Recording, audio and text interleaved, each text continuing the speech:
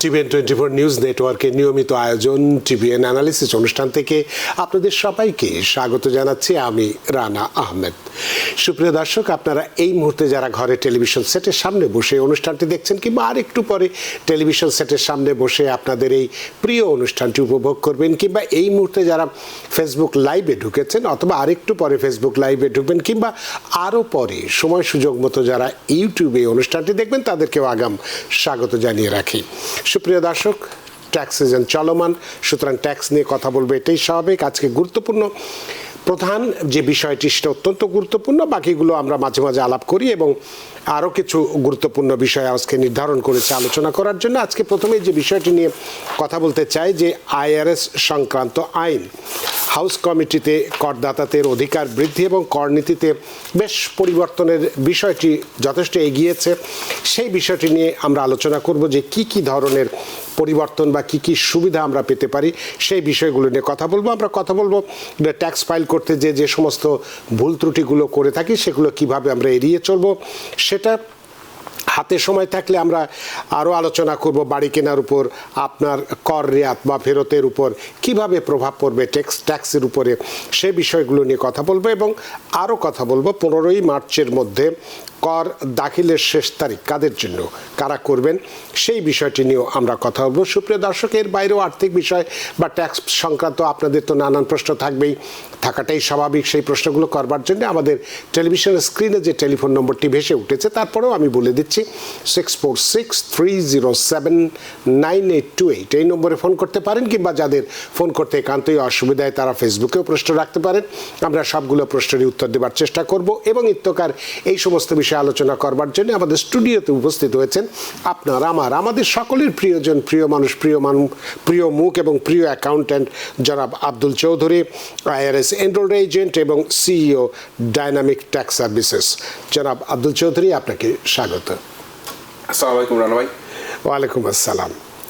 আপনাকে অসংখ্য ধন্যবাদ যে আপনাদের, আমি সবসময় বলে থাকি এটা হারভেস্টিং সিজন, হারভেস্টিং পিরিয়ড, মানে শস্য ঘরে তোলার সময় সবসময় থাকে, তারপরে এখন একটু বেশি।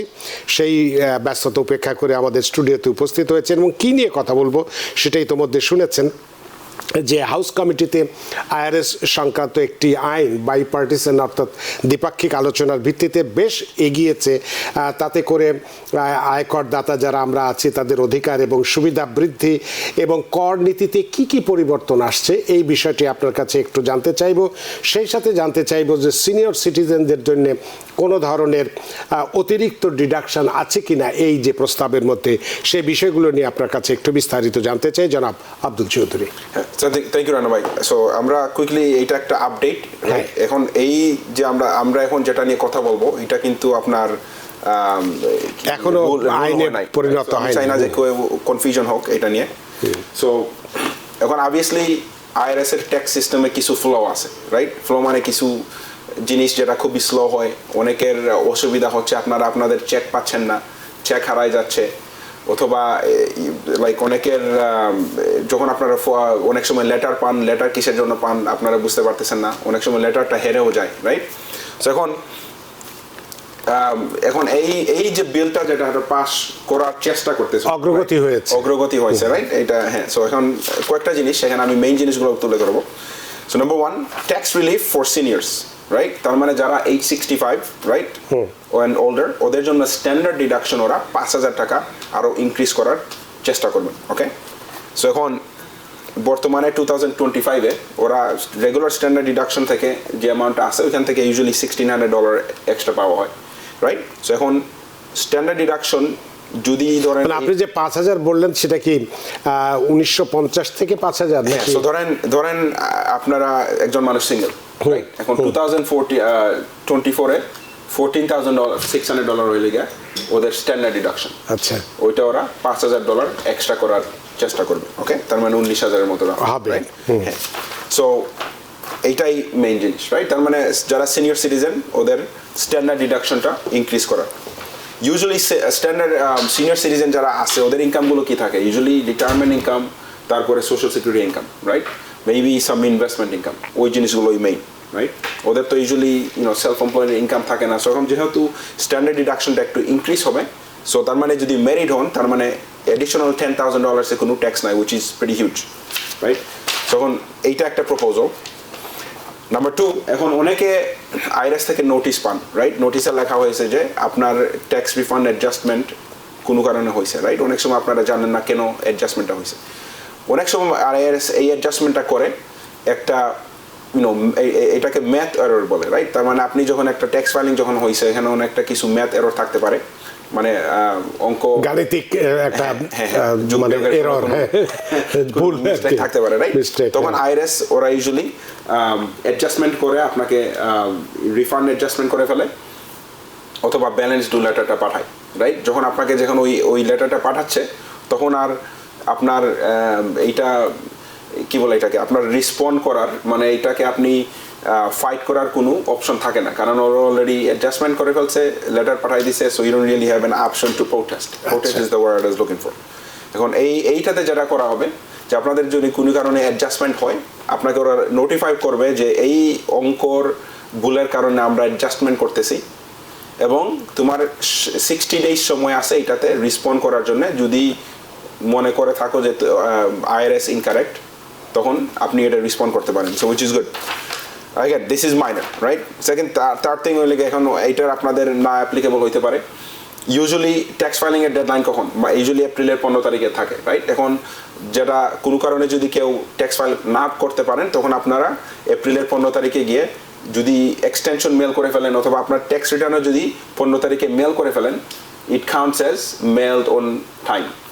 By the way, now that I am adding this, কেউ যদি কোনো কারণে কোনো কিছু মেল করেন আইআরএস এর কাছে, মেক শিওর করবেন যে আপনারা সার্টিফাইড মেল হিসেবে পাঠাচ্ছেন। ভেরি ইম্পর্টেন্ট, কারণ আইআরএস আপনারা যখন যেরকম এই কি বলে এটাকে মেল লুজ করেন ওদের আপনাদের কাছে আসেন, আইআরএস সেইমভাবে মেল লুজ করে ঠিক মতো প্রসেস করে না। তখন কোনো কারণে যদি আপনারটা ওরা লেটে পাইছে অথবা পায় নাই, আপনার এই সার্টিফাইড মেলটা প্রুফ থাকবে, ঠিক আছে?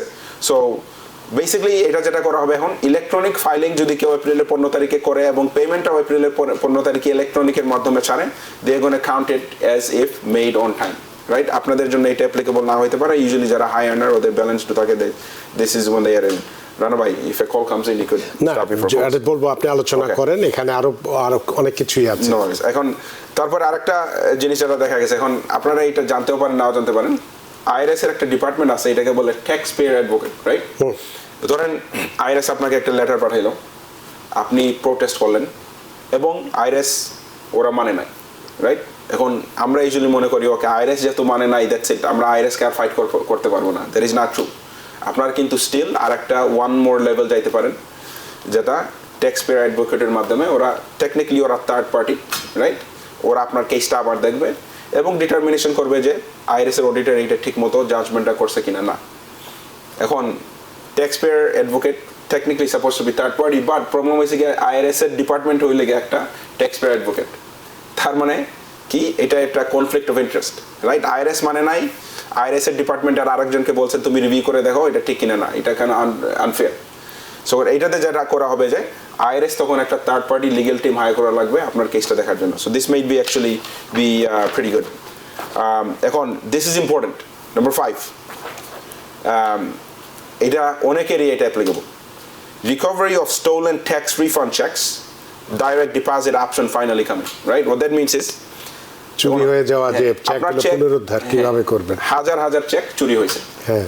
চেক চুরি হওয়ার পরে কি হয়, আপনারা একটা প্রসেস আছে, যদি প্রসেসটা না জানেন 3911 ফর্ম ফাইল করবেন, তখন আইআরএস একটা ইনভেস্টিগেশন শুরু করবে টু সি আসলেই চেকটা কোথায় গেছে, ওকে? এটাকে বলে চেক ট্রেসিং।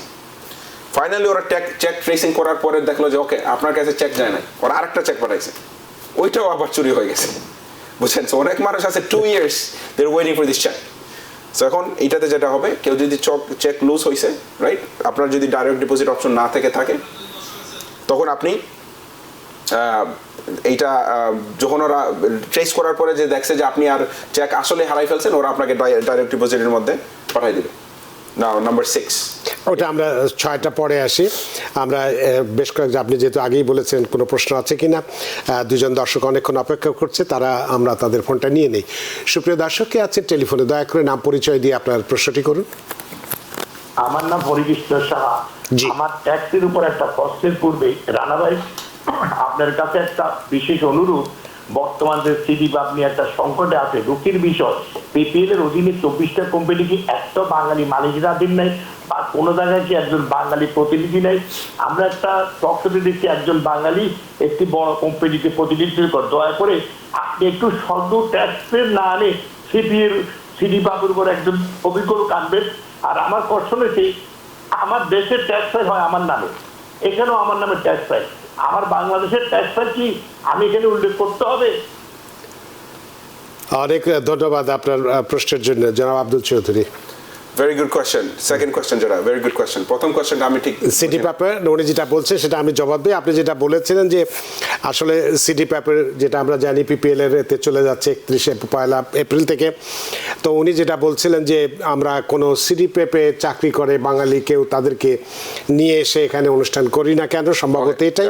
আপনাকে আমরা কথা দিচ্ছি পিপিএল এ আমার আজকেই আমি খবরটা পেয়েছি, পিপিএল এ আমাদের একজন বাঙালি যোগদান করেছেন যথেষ্ট ভালো পদে।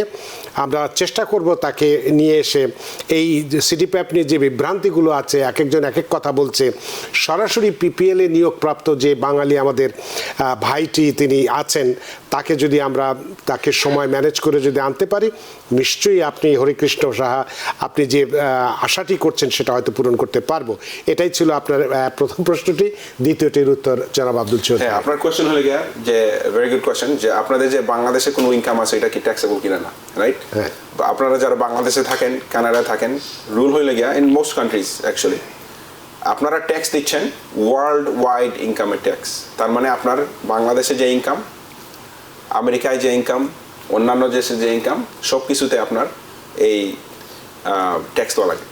যখন আরেকটা জিনিস আছে এখানে, এটাকে বলে FBAR report, foreign bank account reporting. আপনার যদি বাংলাদেশে অথবা আরেকটা দেশে যদি একটা ব্যাংক অ্যাকাউন্ট থেকে থাকে, IRS এর 1040 ফরম্যাটে রিপোর্ট করা লাগে যে আপনার আছে একটা ফরেন ব্যাংক। নাম্বার 2, যদি কোনো ব্যাংকে অ্যাটলিস্ট $10,000 ছিল যে কোনো দিনে in a span of 12 years, in a span of 12 months, তার মানে 2024 এ যে কোনো সময় যদি আপনার $10,000 থেকে থাকে, রাইট, ওই অ্যামাউন্ট আপনার রিপোর্ট করা লাগবে ট্যাক্স রিটার্নে। যদি ট্যাক্স রিটার্ন সর্বনিম্ন 10,000 থাকলে ট্যাক্স রিটার্নে এটাকে দেখাতে হবে। হ্যাঁ, সো এখন এটা কিন্তু ইনকাম হিসেবে ঢুকতেছে। টু থিংস এখানে একটা আছে, foreign assets and foreign income. Foreign assets হলে গিয়ে ব্যাংক অ্যাকাউন্ট। আপনার যদি $10,000 থেকে থাকে ফরেন ব্যাংকে, এটা আপনার মাস্ট রিপোর্ট করা লাগবে ট্যাক্স ফাইলে। যদি আপনারা এটা রিপোর্ট না করেন, it's a $10,000 penalty on the form. Okay, this is Y এটা আগে সবসময় যেটা হইতো, সব মানুষ সুইস অ্যাকাউন্ট খুলতো সুইজারল্যান্ডে গিয়ে। তারপরে কি হয়েছে, 2006 এ IRS ওদেরকে সুপিনা করছে যে যতজন আসে ওদের লিস্ট দাও। Since then IRS now requires foreign bank account reporting. $10,000 হলে গিয়ে থ্রেশহোল্ড। তার মানে আপনার ব্যাংকে ধরেন কোনো পয়সা নাই, হঠাৎ করে একদিন এসে ঢুকছে $10,000, আবার সরাই ফেলছেন আপনি, that day you had $10,000, that means ওই অ্যাকাউন্ট আপনার রিপোর্ট করা লাগবে। ব্যালেন্স কিন্তু not based on the end of the year, balance হলে গিয়ে যে কোনো দিনে যদি $10,000 উপরে থাকে, you must report it on an aggregate basis। এখন যদি আপনার ব্যাংক অ্যাকাউন্ট আলাদা আলাদা করেন, that's not going to work together, aggregate, তার মানে সব ব্যাংক অ্যাকাউন্ট অ্যাড করে যে কোনো জিনিস যদি 10,000 থাকে, you need to report it। ওকে, তো আপনি সেটা ডলারের কথা বলছেন, যদি এটা টাকায় থাকে আমার you have to convert it, করতে হবে, তাহলে সেক্ষেত্রে তার মানে 12.5 লাখ টাকা বা 12.5 লাখ টাকা থাকলেই আমাকে এটা রিপোর্ট করতে হবে। whatever the তো সেটার উপরে কি ট্যাক্স দিতে হবে? সো নেক্সট পয়েন্ট হইলে গিয়া, right, by the way same thing with stocks, right? তার মানে বাংলাদেশে যদি আপনার স্টক থাকে, same concept. Okay, so now number 2, foreign income. বাংলাদেশে যদি আপনার কোনো ফরেন ইনকাম থাকে, whatever the income is, you have to report it in the US. So আপনারা অলরেডি জানেন কারে ইনকাম আছে না আছে, this is the rule and this is how you have to go about it. Also আরেকটা thing, বাংলাদেশে যে tax দিচ্ছেন ওইটার জন্য কিন্তু আপনি আমেরিকা ওইটার ক্রেডিট পাবেন। সো আপনার যদি বাংলাদেশে 100,000 ইনকাম থেকে থাকে, আমাদের কিন্তু অনেক ক্লায়েন্ট আছে যারা বাংলাদেশে US সিটিজেন আর আমেরিকায় তারা ট্যাক্স ফাইল করে, ওরা থাকেন বাংলাদেশে, but they file a tax return in the US because they are US citizen, right? আপনারা যাকেও, আপনি যদি বাংলাদেশে আমেরিকা থাকেন, বাংলাদেশ ইনকাম আছে, you have to file a tax return here, right? ওই ফরেন ইনকাম রিপোর্ট করবেন। বাংলাদেশে যদি কোনো ট্যাক্স দিয়ে থাকেন, ওইটার জন্য আপনি ফেডারেল ট্যাক্স ক্রেডিট পাবেন, স্টেট ট্যাক্স ক্রেডিট পাবেন না, বাট ফেডারেল ট্যাক্স ক্রেডিট পাবেন। So to answer your question, আপনি যদি এখন বাংলাদেশে থাকেন, অনেক পয়সা আছে, ফ্লোরিডায় মুভ অন, টেক্সাসে move on, Washington state move on, অন্যান্য যে স্টেটে ট্যাক্স নাই ওইখানে গিয়ে মুভ হবেন, এন্ড বাংলাদেশে ইনকাম থাকলেও রিপোর্ট করে স্টিল এটার জন্য আপনি ক্রেডিট পাবেন। আপনি যেটা বললেন যে এটা ট্যাক্স দিতে হবে কিনা এই প্রশ্নটা আপনার ছিল, তো আমার ধরুন যে আমার সে 20 লাখ টাকা আছে মনে করুন, আমি ধরে নিলাম, সুতরাং এক্ষেত্রে আমাকে রিপোর্ট করতে হচ্ছে, কিন্তু 20 লাখ টাকা ধরুন আমার ব্যাংকে পড়ে আছে, এখান থেকে হয়তো 10% ইন্টারেস্টে আমি 2 লাখ টাকা পেলাম, আমাকে কি এই 22 লাখ টাকার উপরেই 20 লাখ আর 2 লাখ 22 লাখ টাকার উপরে ট্যাক্স দিতে হবে, নাকি যেটা ইন্টারেস্ট পেলাম সেটার উপরে? 20 লাখ টাকা হইলে আপনার অ্যাসেট, কোনো ট্যাক্স নাই। ধরেন এটা আপনার বাড়ি, কোনো ট্যাক্স নাই, বাড়ি অলরেডি আছে। এখন ব্যাংক থেকে আপনি ইন্টারেস্ট ইনকাম পাইছেন, ওই ইন্টারেস্ট ইনকাম আমেরিকায় রিপোর্ট করবেন। বাংলাদেশে বাড়ি আছে, rental income minus expenses, same ভাবে আপনি আমেরিকায় যেরকম আছে সেম ভাবে রিপোর্ট হয়। But again two answer your question, তো সেই পরিমাণটা, যে ইন্টারেস্টের পরিমাণটা যদি 10 লাখের নিচে থাকে তাহলে কি ট্যাক্স দিতে হবে বা দেখাতে হবে? Even if it's $10 income, so two things, right? Asset is one thing, right? অ্যাসেটের উপরে দেখাতে হবে নাকি ইনকামের উপরে আপনি ট্যাক্স দিবেন? ইনকাম যেটা হচ্ছে ওটার উপর, আমেরিকায় যেরকম ইনকামের উপর ট্যাক্স দিচ্ছেন সেম ভাবে। আচ্ছা, তো অনেক ধন্যবাদ জনাব হরিকৃষ্ণ সাহা, আশা করি আপনার দুটো প্রশ্নের উত্তর পেয়েছেন এবং খুশি হয়েছেন। সুপ্রিয় দর্শক কে আছেন টেলিফোনে, দয়া করে নাম পরিচয় দিয়ে আপনার প্রশ্নটি করুন। আচ্ছা, আসসালামু আলাইকুম ভাইয়া, আমি আমার নাম হচ্ছে মমতাজ। আমি আসলে একটা কোশ্চেন করতে যাচ্ছি। আমার হাজবেন্ড মারা যাওয়ার পর থেকে আমি নিজে পার্সোনালি আজকে 3 বছর যাবত ট্যাক্স ফাইল করি, বাট লাস্ট ইয়ারে আমার মেয়ে আমাকে সিডিপ্যাড দেখাশোনা করে। জি, তো লাস্ট ইয়ারে সে আমাকে তার উপর ডিপেন্ড দেখে আমি ট্যাক্স ফাইল করা হয়েছে, কিন্তু আমার রেন্টাল ইনকাম আছে 3,200। জি, তা এখন কি মনে করেন যে আমার পার্সোনাল ট্যাক্স ফাইল করা উচিত? অনেক ধন্যবাদ মমতাজ আপনার প্রশ্নের জন্য। আব্দুল চৌধুরী, আপনার কি কোনো প্রশ্ন আছে? না, হ্যাঁ, ভেরি গুড কোয়েশ্চেন। আপনার সিচুয়েশন আসলে আপনার ট্যাক্স ফাইলটা রং করা হয়েছে, বিকজ আপনি যেহেতু আপনার ইনকাম যেহেতু গ্রস ইনকাম যেহেতু $5,000 উপরে, ইন 2023 ছিল 4,700, ওইগুলো লেগে থ্রেশহোল্ড। 2025 থ্রেশহোল্ড লেগে $5,050 টু বি এক্সাক্ট।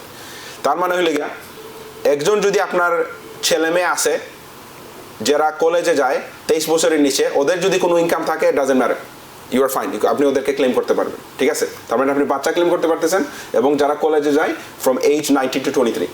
এখন যারা age 24 and up, আপনাদের যদি কোনো গ্রস ইনকাম $5,050 উপরে থাকে ইন 2024, আপনাকে কিন্তু কেউ ক্লেম করতে পারবে না। এখন এটা গ্রস ইনকাম। এখন আপনি বলতে পারেন যে আমার তো এটা রেন্টাল ইনকাম আছে, এক্সপেন্স আছে, that doesn't matter, gross income is what they gonna go on, okay? So yes, আপনার আসলে লাস্ট ইয়ার ডিপেন্ডেন্ট হিসেবে ফাইল করা উচিত হয় নাই। It is what it is. 2024 আপনি এটা ঠিক করার চেষ্টা করবেন, এবং আপনার ট্যাক্স ফাইল ওনার যেটা ইনকাম বললেন, যেটাই আপনি করেন আপনার মেয়ে যাতে আপনাকে ক্লেম না করে। ওনার, আমি কি শুনতে ভুল করলাম কিনা জানি না, উনি কি ওনার ইনকামের কথা বললেন 3,200? না, ওনার রেন্টাল ইনকাম ছিল বলছে 32,000। 32,000। তখন রেন্টাল ইনকাম, গ্রস ইনকাম যদি 3,200 থাকে, which I highly doubt, because সুতরাং তাকে তো আলাদা করতে হবে, ইন্ডিপেন্ডেন্ট হিসেবে তো করলে এটা যথার্থ হবে না। হ্যাঁ, এখন আপনি যেটাই করেন আপনার মেয়ে আপনি কারো ডিপেন্ডেন্ট হওয়া উচিত হবে না। মানে আগে যেরকম আপনি এককভাবে সিঙ্গেল আপনার ফাইল করতেন সেইভাবে করাটাই উচিত। মানে গত বছরে উনি মেয়ে ডিপেন্ডেন্ট হিসেবে করেছেন, এই বছর তাহলে আবার আলাদাভাবেই করা উচিত তার। তাহলে সেক্ষেত্রে গত বছরেরটা কি হবে? এটাকে অ্যামেন্ডমেন্ট কিভাবে করবেন? আপনি যেহেতু জিজ্ঞেস করলেন আমাকে, টেকনিক্যালি অ্যামেন্ডমেন্ট করা উচিত, এটা ঠিক করা উচিত, বাট अगेन এটা আপনাদের ব্যাপার, আপনারা যেটা করা উচিত মনে করবেন, you should amend it to fix it. আমার মনে হয় যে ট্যাক্স প্রিপেয়ার যিনি আছেন, যাকে দিয়ে আপনি করান, অথবা যদি নিজে করে থাকেন, তাহলে এক্ষেত্রে এই সমস্যাটি সমাধানের জন্য একজন ভালো ট্যাক্স প্রিপেয়ারের কাছে যাবেন, অবশ্যই কোনো ঘোস্ট ট্যাক্স প্রিপেয়ারের কাছে যাবেন না। অনেক ধন্যবাদ। Don't make that mistake again. সেটাই, I can say. অনেক ধন্যবাদ মমতাজ আপনার প্রশ্নের জন্য। সুপ্রিয় দর্শক কে আছেন টেলিফোনে, দয়া করে নাম পরিচয় দিয়ে আপনার প্রশ্নটি করুন। হ্যালো, জি আসসালামু আলাইকুম। আসসালাম। জি, আমার নাম মোহাম্মদ জহির হোসেন। জি, আমার একটি প্রশ্ন ছিল। আমি আমেরিকাতে আসছি অলমোস্ট 1 বছরের উপরে হলো। জি। তো আমার ফ্যামিলিতে আমার একটি বাচ্চা এখানে হয়েছে, আরেকটা বাচ্চা আমার দেশের থেকে নিয়ে আসছি, জি, আর আমার ওয়াইফ। তো এখানে আমরা সবারই সোশ্যাল আছে। আমার ওয়াইফের যখন সোশ্যাল অ্যাপ্লাই করেছিলাম, ওর কিছু জটিলতার কারণে ও সোশ্যালটা এখনো আমি হাতে পাইনি। তো ওইটা প্রক্রিয়াধীন আছে। তো এর মধ্যে তো আমার ট্যাক্স ফাইলটা আমি এখনো করতে পারতেছি না। আমার W2 আছে, 1099 আপনার বাচ্চার, আপনার ছেলে মেয়েদের সোশ্যাল সিকিউরিটি নাম্বার আছে? জি, ওদের সবার আছে। শুধু আমার ওয়াইফের সোশ্যালটা নাম্বারটা এখন আমাদেরকে দিচ্ছে না। এখন আমার প্রশ্ন হলো, যদি এপ্রিলের 15 তারিখের আগে যদি আমি সোশ্যালটা হাতে না পাই, তাহলে আমি কিভাবে ট্যাক্স ফাইলটা করব?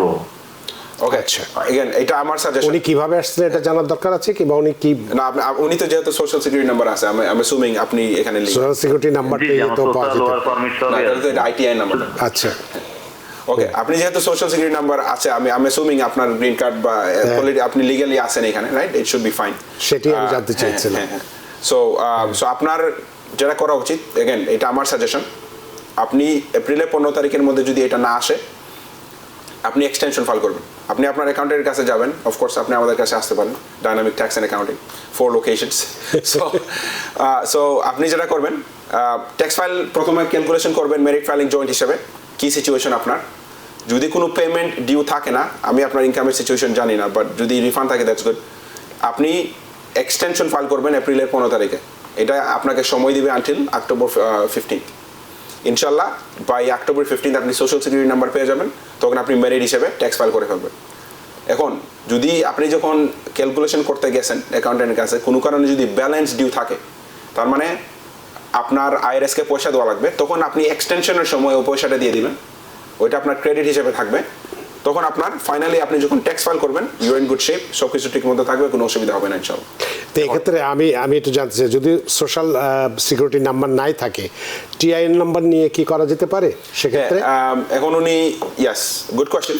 এখন উনি রানা ভাই যেটা বলতে চাই, আপনি টিআইএন অ্যাপ্লিকেশন করতে পারেন এখন। ইয়াস, আপনি তাহলে আর অ্যামেন্ডমেন্টের ঝামেলায় যেতে হচ্ছে না। হ্যাঁ, so but the problem is ওনার social security number may be already on the way, তাই না? তখন then you might be little bit of confusion.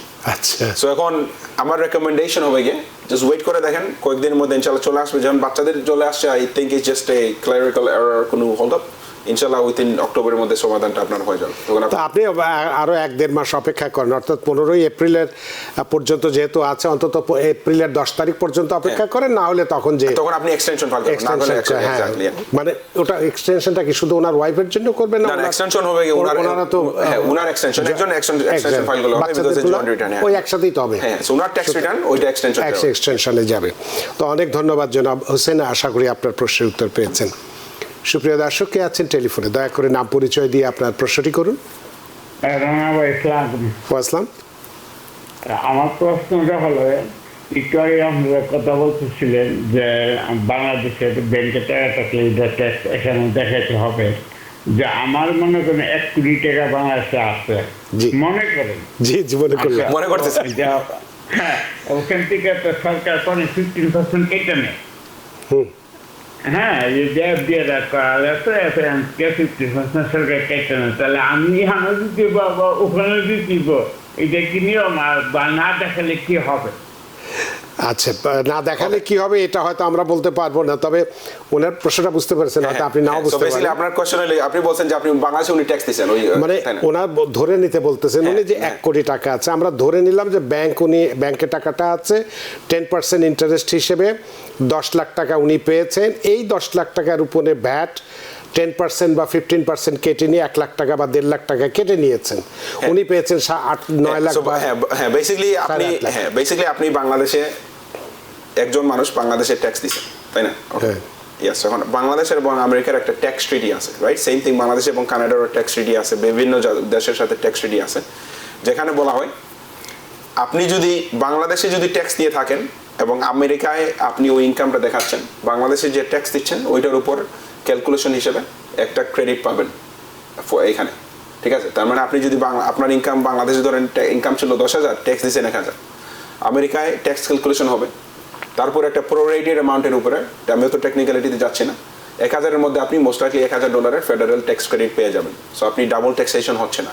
যদি ডাবল ট্যাক্সেশন হয় একটু 19-20 হতে পারে, কারণ ওইখানে ট্যাক্স রেট আর এখানে ট্যাক্স রেট একটু ডিফারেন্ট, বা যদি 19-20 হয় থাকে যে ট্যাক্সটা দিচ্ছেন ওইটা স্টিল ক্যারি ওভার হবে future year.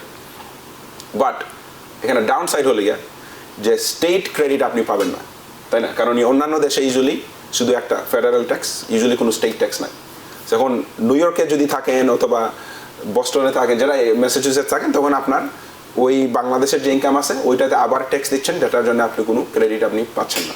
So usually this is Y যারা ফরেনার থাকে ওরা ইউজুয়ালি যে স্টেটের ট্যাক্স ইনকাম ট্যাক্স নাই ওই স্টেটগুলোতে ওরা থাকে because of this foreign tax credit. তাহলে এক্ষেত্রে কি উনি যে বাংলাদেশে একবারে ভ্যাট দিলেন, মনে করুন যে উনি যেটা উনি বললেন 1 কোটি টাকার উপরে যদি উনি 9 লাখ টাকা পেয়ে থাকেন আমরা ধরে নিলাম, এবং সেখানে যদি উনি 1 লাখ টাকা ভ্যাট দিয়ে থাকেন, 10 লাখের মধ্যে 1 লাখ ভ্যাট দিলেন, 9 লাখ পেলেন, তাহলে কি এই 9 লাখকে আবার এখানে ক্যালকুলেশন করতে হবে নাকি? আপনার প্রথম নাম্বার কি ছিল? 100 লাখ কত বললেন? 10 লাখ, রাইট? হ্যাঁ 10 লাখ ছিল। Is the income, right? Income আপনি যত টাকা পাচ্ছেন না, এই যে বাংলাদেশে আপনি আমেরিকা যখন W2 পান, তাই না? এই আপনার স্যালারি হলে গিয়া 100, এই ধরেন 1000, ওরা ট্যাক্স কেটে রাখতেছে, পয়সা হাতে আসলো আপনার ধরেন 700 টাকা, তাই না? কিন্তু আপনার স্যালারি তো স্টিল 1000।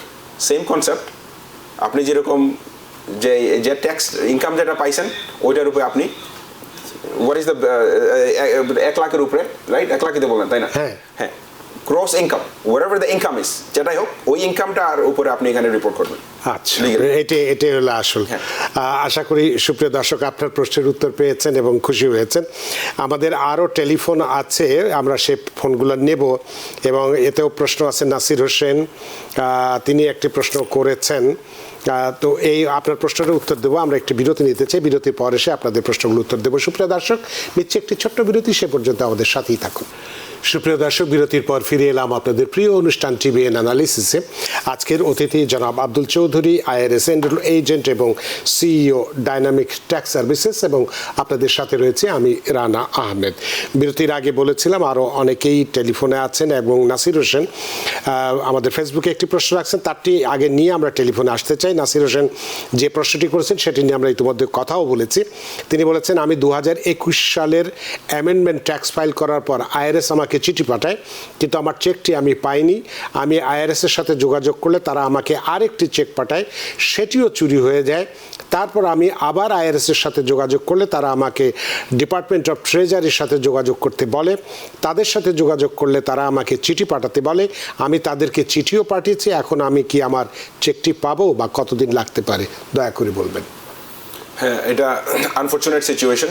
সো আপনার যদি কোনো চেক পাওয়ার কথা, যেটা আপনি এটা পাইছেন এবং IRS লিগালি আপনাকে এটা দেওয়ার কথা, সো রিগার্ডলেস অফ কতদিন সময় লাগে, এই চেক আপনি ডেফিনেটলি পাবেন, ঠিক আছে? সো এখন আপনার প্রপার চ্যানেলের মধ্যে এই চেকটা রিকোয়েস্ট করা লাগবে, রাইট? মোস্ট লাইকলি আপনি ফর্ম 3911 ফাইল করছেন, এবং কোনো কারণে যদি আপনি এখন স্টিল সেম সিচুয়েশনে আসেন, ইউএস ট্রেজারি যে আপনাকে লেটারটা পাঠাইছে ওটা পড়বেন, দেখবেন ওখানে কী লেখা আছে, কী ডকুমেন্ট ওরা চাচ্ছে, ওই ইনফরমেশনটা আপনি ওদেরকে দিবেন। এগেন এইটা যে আপনাদের পুশ করা লাগবে, বিকজ আপনাদের অনেক সময় যেটা হয়, IRS আপনি চিঠি পাঠাইলেন, ওরা আরেকটা ফর্ম দিল, অথবা মোস্ট লাইকলি আপনি যে ফর্ম পাঠাইছেন 3911 ওইটা মোস্ট লাইকলি ওইটা নাও পাইতে পারে, right? So you have to make sure আপনি ওদেরকে ফলো আপ কল করতেছেন, এবং কোনো কারণে যদি আপনি কলের মাধ্যমে ওদেরকে না পান, ওদের অফিসে আপনি অ্যাপয়েন্টমেন্ট করে যাইতে পারেন। অনেক এখন আমি নাও ডিপেন্ডিং অন কোন এরিয়াতে আপনারা আছেন, অনেক অফিসগুলো কিন্তু খুবই লাইট থাকে, রাইট? ধরেন আপনারা যারা নিউ জার্সির এরিয়াতে থাকেন, প্যাটারসনে একটা IRS অফিস আছে। এখন যদি দেখেন আপনাদের কুইন্সে যারা আছেন, ব্রঙ্কসে যারা আছেন, ইভেন ব্রুকলিনে যারা আছেন, আপনাদের অফিসটা খুবই ব্যস্ত, অ্যাপয়েন্টমেন্ট পাচ্ছে না, আপনারা তখন অন্যান্য কাছাকাছি স্টেটের মাধ্যমে, যেটা আপনাদের যাতায়াতে ইজি আছে, কুইকলি দেখতে পারেন যে আপনাদের অ্যাপয়েন্টমেন্ট অ্যাভেলেবল আছে কিনা না। ই গো টু দ্য অফিস, ওরা আপনাকে বলবে যে কি সিচুয়েশন এবং কোন ডকুমেন্টগুলো দরকার। অনেক ধন্যবাদ জনাব নূর হোসেন, আশা করি আপনার প্রশ্নের উত্তর পেয়েছেন। আমরা একটু টেলিফোনে যাই। সুপ্রিয় দর্শক, কে আছেন টেলিফোনে, দয়া করে নাম পরিচয় দিয়ে আপনার প্রশ্নটি করুন। হ্যালো হ্যালো দর্শক, কে আছেন টেলিফোনে, দয়া করে নাম পরিচয় দিয়ে প্রশ্ন করুন। আমরা অপেক্ষা করছি, সময় নেই আমাদের হাতে। হ্যালো হ্যালো হ্যালো হ্যালো দর্শক, নাম পরিচয় দিয়ে আপনার প্রশ্নটি করুন। জি হ্যাঁ, হ্যালো, আসসালামু আলাইকুম। জি। আমার নাম কামরুজ্জামান, আমি জি। ভার্জিনিয়া থেকে বলছিলাম। জি আমার স্টক মার্কেট সম্পর্কে একটা কোশ্চেন ছিল। জি, স্টক করুন। মার্কেটে ওটা হলো ওয়ার্স সেল। আমি 1099 রিসেট করছি, 1099 আমি দেখতে পাচ্ছি আমার নেট গেইন $5,000, কিন্তু ওয়ার্স সেল দেখা যাচ্ছে $8,000 মতো। এখন ওয়ার্কশপ সম্পর্কে আমার একটু ধারণা আছে, বাট এই পার্থক্যটা কেন এবং এক্ষেত্রে আমি ট্যাক্সে কি ক্লেম করবো, এটা যদি আমার একটু ডিটেলস বলতেন তাহলে দয়া করে, তাহলে মনে হয় আমার অনেক উপকার হতো। অনেক ধন্যবাদ জনাব কামরুজ্জামান। আব্দুল চৌধুরী। Good question. এটা অনেকের হয়, এটা খুবই কমন। ওয়াশ সেলস হইলে গিয়া আপনি একটা স্টক যখন লসে আসে, রাইট, আপনি ওইটা সেল করলেন, সেল করার পরে সাথে সাথে ওর উইথিন 30 days ওই স্টকটা আবার কিনে ফেললেন, তখন আপনার অরিজিনালি যে লসটা হয়েছে ওইটা আপনাকে দেয় না। সো মি এক্সপ্লেইন ইট। আপনি ধরেন এনভিডিয়া স্টক কিনছেন 120 টাকায়, এখন দেখা গেছে যে আপনার স্টকটা খুবই হিট হয়েছে কোনো কারণে, রাইট, তখন 122 থেকে ওইটা 110 টাকায় চলে গেল, তার মানে আপনার অলমোস্ট 12 টাকা লস। তখন আপনি কি করলেন? আপনি নার্ভাস হয়ে এটা সেল করে ফেললেন, তাই না?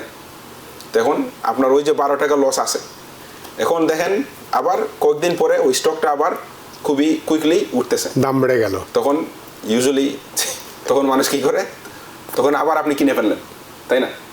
সো নাও আপনি যে অরিজিনালি কিনছিলেন 122 টাকায়, সেল করছেন 110 টাকায়, যেহেতু আপনি উইথিন 30 days ওই স্টকটা আবার কিনে ফেলছেন, ওই 12 টাকার যে লস ওইটাকে বলে ওয়াশ সেল লস, ঠিক আছে? আপনি যখন ট্যাক্স ফাইল করতে যাবেন ওই 12 টাকার লস আপনাকে ওরা অ্যালাউ করবে না, ঠিক আছে? এটা কেন করা হয়? কারণ হলে গিয়া এই ওয়াশ সেল রুল যদি না থাকে, সবাই ডিসেম্বরের 31 তারিখে বছর শেষ হওয়ার আগে ওরা সব কিছু লসে সেল করে ফেলবে, তারপরে জানুয়ারির 2 তারিখে ওরা কিনে ফেলবে। এতে কি হলো? আপনি সাথে সাথে সব লস নিয়ে আপনার ট্যাক্স কমাই ফেলেন। So to summarize, wash sale is when you sell a stock at a loss and you buy back within 30 days of the sale. তখন আপনাকে ওইটা অ্যালাউ করবে না ওরা। সো ওয়াশ সেল লস যেটা আছে ওইটা আপনার থাকে না, আপনার নেট গেইন ডিপেন্ডিং অন আপনি কোন ব্রোকার স্টেটমেন্টে আসেন, ওরা ওয়াশ সেল ইদার ক্যালকুলেশন করে আপনাকে নেট অ্যামাউন্ট দেয় অথবা ওয়াশ সেল ছাড়া calculate, but either way wash sale is included, আর আপনার আপনার যে প্রফিট আছে ওইটা ওয়াশ সেলের লস ইনক্লুড করবে না।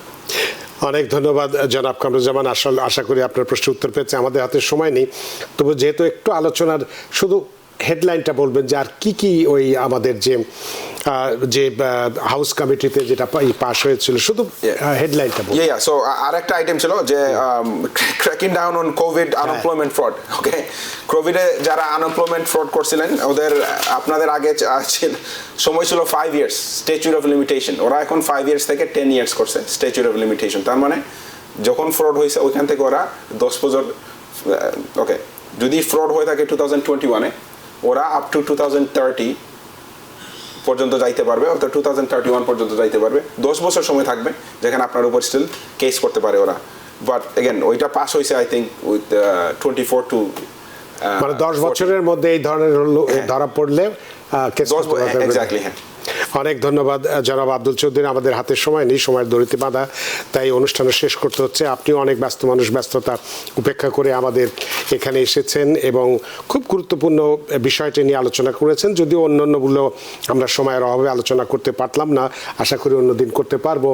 তো আপনার প্রতি এই আলোচনা এবং দর্শকদের অনেক প্রশ্নের উত্তরে আমরা সত্যি হৃদ্ধ এবং প্রাণিত। থ্যাংক ইউ, ইনশাআল্লাহ আবার দেখা হবে নেক্সট উইক। সুপ্রিয় দর্শক, আজকে আমরা খুব গুরুত্বপূর্ণ কথাগুলো বলেছি। আইআরএস সংক্রান্ত আইন, হাউস কমিটিতে করদাতাদের যে অধিকার বৃদ্ধি এবং কর নীতিতে বড় পরিবর্তন, সেই কি পরিবর্তনগুলো হতে চলেছে সে বিষয়গুলো নিয়ে আমরা কথা বলেছি এবং আপনাদের অনেকগুলো প্রশ্নের উত্তর জবাব দিয়েছি। আশা করি আজকের অনুষ্ঠান আপনাদের যথেষ্ট ভালো লেগেছে। সুপ্রিয় দর্শক, যে যেখানেই থাকুন, ভালো থাকুন, সুস্থ থাকুন, নিরাপদে থাকুন।